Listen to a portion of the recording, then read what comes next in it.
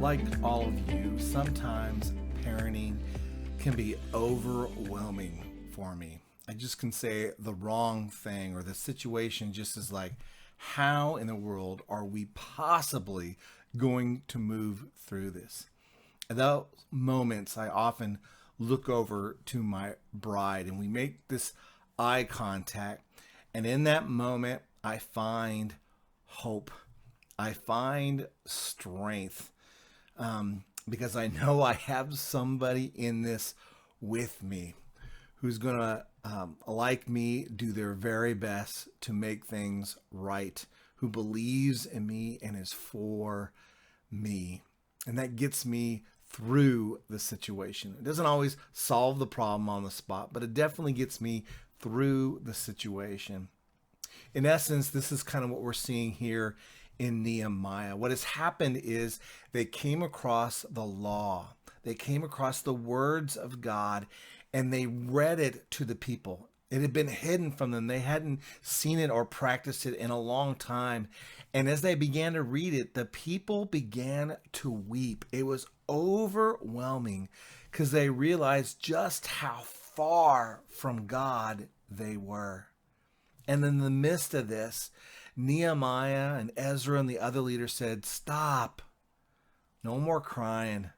Take some food. Gain your strength. And remember this, the joy of the Lord is your strength. Now, on one hand, it was not a bad thing that they felt sorry for their sin. They felt sorry for the broken relationship. But what the leaders knew was that the people were going to be restored. They needed to not look at their own failure. They needed to look at the Lord and his strength. And they needed to take joy in the fact that he was for them.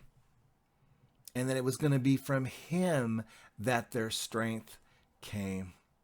And so I would just remind you today, there's a lot in our lives that is hard.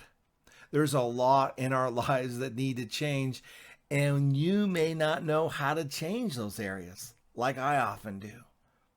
But we both can take joy because we serve a God who loves us, who forgives us, who's ready with grace when we're ready to say, I'm sorry.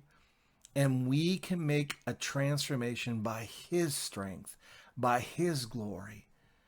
And when we take joy in that and we put our eyes on Jesus rather than in what we can't do, what he can do, that makes all the difference in the world.